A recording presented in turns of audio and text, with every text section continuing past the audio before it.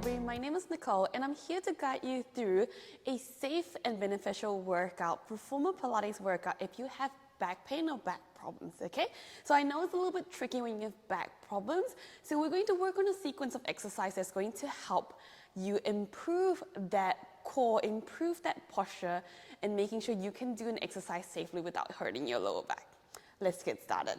So I currently have a high yellow spring on, which is the intermediate option. If it's too hard, you can dial down to the lower rung of the yellow, and at the same time, if you want a bigger challenge, you can go on to the green spring. We're gonna come onto your hands and your knees facing the riser end of the reformer. Your knees are tucked up against the shoulder rest, feet and knees hip-width distance apart. Once you're there, I want you to think about wrapping your hands on the outside, and then we want to place them on the wireframe, okay? It's important that your thumbs are on the outside so we can concentrate on engaging your back muscles other than your chest muscles.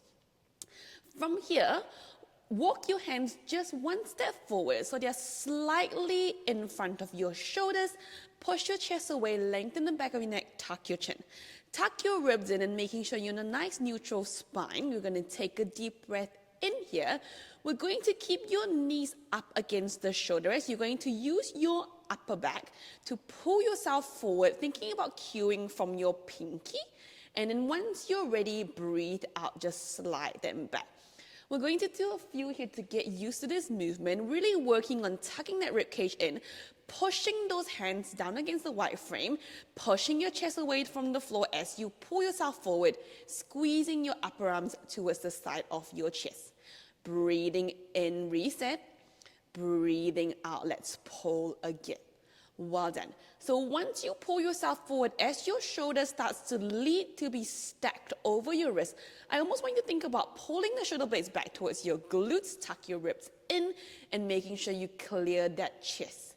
Let's go, your last one. Let's go take a breath in. When you breathe out, we're gonna pull yourself forward and then we're going to hold it here. Making sure your hands now stack over your shoulders. Keep that constant squeeze of your shoulder blade towards your glutes. Tuck your ribs in, maintaining your neutral spine. Take a breath in. When you breathe out here, can you tuck your knees in, driving that lower abs without rounding your lower back? I want you to really think about tucking that knees into a range where you can maintain your spinal neutral, and then breathing in, release just the knees. Let's go again. Constantly really work on that upper back engaging, drawing them, and really think about digging those knees into the shoulder blocks, and then breathing out, drawing your belly button towards your spine to pull. Breathing in, come on back. The entire time I want you to think about someone's pulling the crown of your head towards one end of the room as your tailbone's being pulled towards the opposite end of the room as we tuck our knees in. Really think about folding through that pants line as you draw the knees in, engaging that lower belly. Let's go for final four. And thinking about keeping that chest pushing away from the floor, making sure you don't drop your head as we start to fatigue. You hear final two, thinking about still squeezing that pinky onto the side of the reformer to really give you that lat activation. Let's go last one. Think about tucking your knees in. You're gonna hold it there. Keep pushing your chest away. Can you think about drawing that tailbone away? Breathe, hold, 3, 2, 1. Well done. Once you're ready, we're gonna slowly let the carriage come home. We're not gonna move away from this position. Your knees are still tucked up against the shoulders. You're gonna reach and grab for your short loops. Now your short loops are your easier option and long loops are the harder option. We're gonna string them through our hands and you're gonna flip them out towards the side, sitting up nice and tall, neck is long, chin is tucked. I want you to really focus on the weight of your torso sitting into your glutes, making sure we're not leaning forward, okay? Now, can you flip your palms back? Think about someone's pulling your hands towards the corners of the floor. Slightly widen your arms so they clear the carriage. And really think about elbows straight, squeezing your shoulder blades back and down. Take a deep breath in. When you breathe out, think about pulling your arms back. And then breathing in, restack the arms. Now, it's a very small movement. This is working on your shoulder extension, but also that upper back engagement. Instead of thinking about pulling back, I want you to think about pulling back and down at the same time, and really working on your ab muscle, working that core, being nice and strong. So as you pull back, you're not tempted to throw your body forward, okay? Really think about connecting your spine towards your tailbone, and really think about sitting up nice and tall. Fingertips lengthening to the floor, pulling back, squeezing through that mid-back, squeezing through those lat muscles. And let's go for your final 4. Can you really think about relaxing through the back of your neck?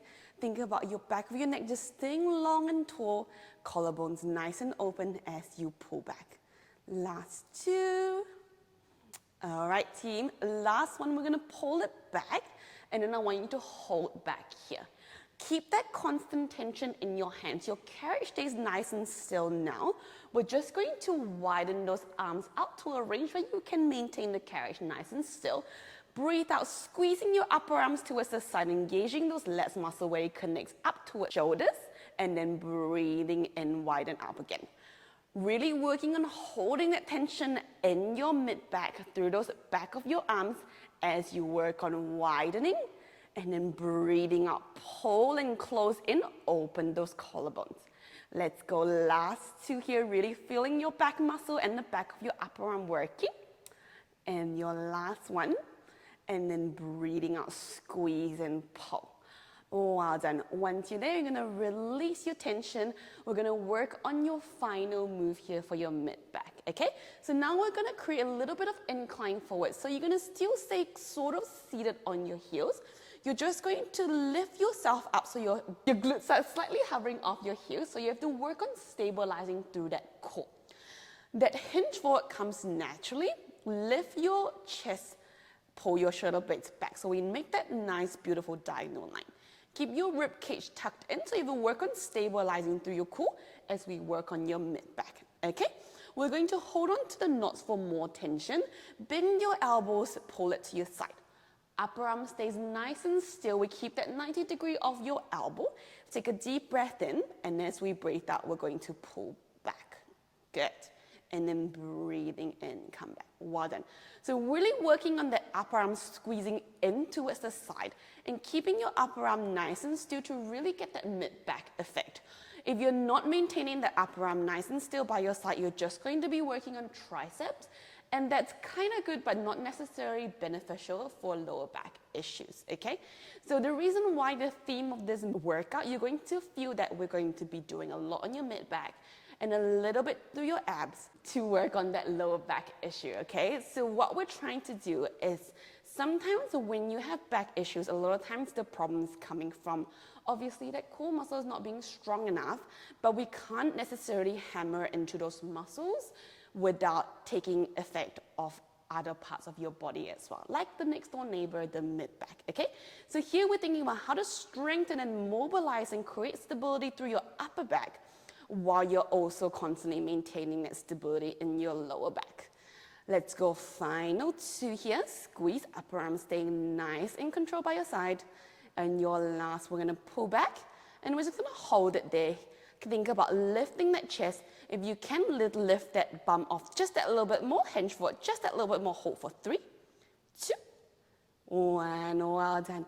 Bringing that carriage back, we're not going to loop those straps back onto the shoulder rest. We're just going to sit on your carriage. All right, moving on to your next sequence. So you can see that I still face the riser in. All I did was I'm gonna string my feet through in between the shoulder rest, and I still kept my straps, okay? For more tension, you're going to cross your straps, and we're gonna hold on to the knots area. Place your feet up against the headrest. That's one option. Otherwise, you can lengthen both legs and cross your leg if that's more comfortable for you.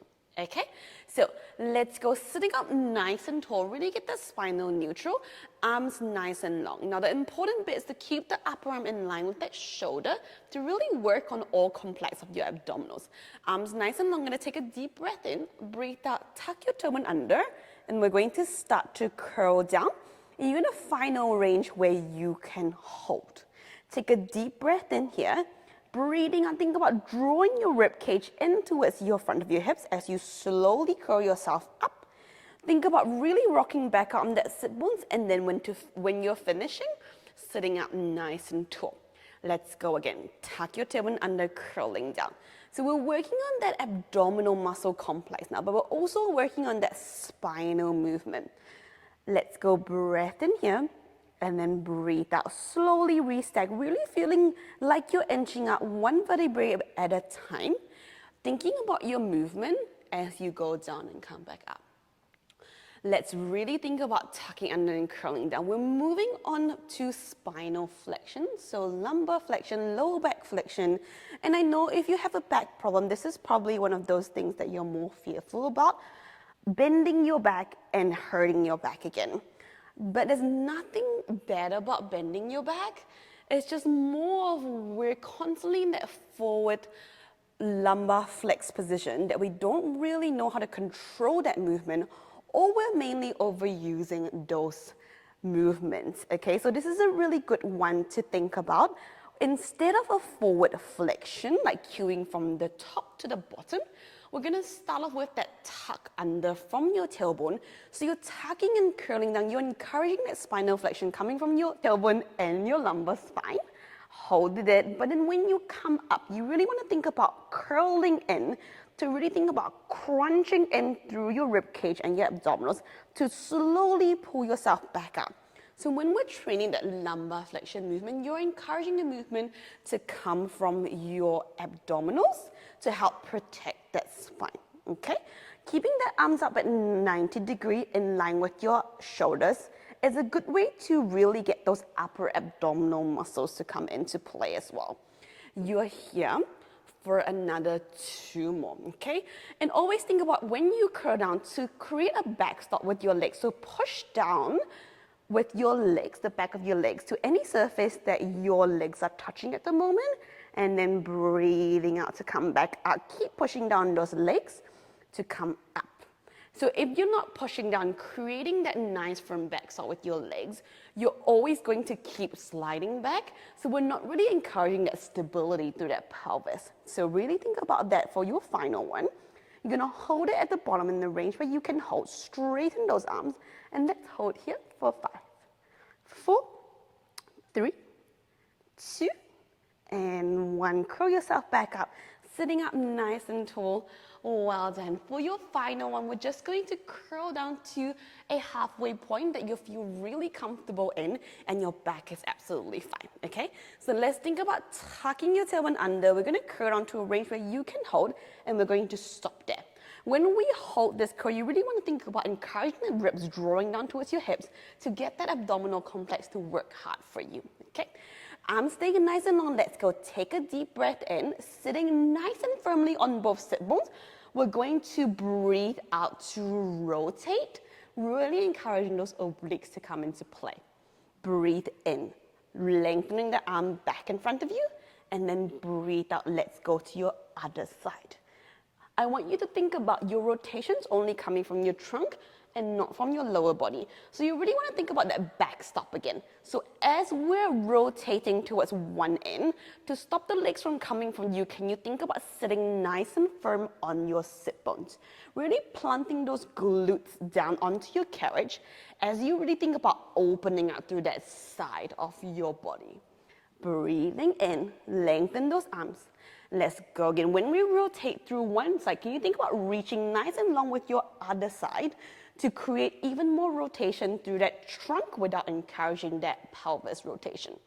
Let's go. Nice and long arm, this one, and then breathing in, come back. You've got one more on each side. Can you really think about curling down even further if your back's feeling fine and you can feel your abdominals firing? Your last one. Let's go. Rotate, pull, reach, hold. Coming back all the way to the center. Take a deep breath in here, and then breathing out, curling up all the way up, sitting up nice and tall, completing the movement. Once you're done here, uncross your strap, place your long straps back against the shoulders. All right, team, well done. Thank you so much for joining me. That is your Reformer Pilates workout that's going to be really beneficial for back issues. Now, you can do this sequence if you don't have a back issue as well. I hope you enjoy this series, and like and subscribe and follow, and we have much more happening. Thank you.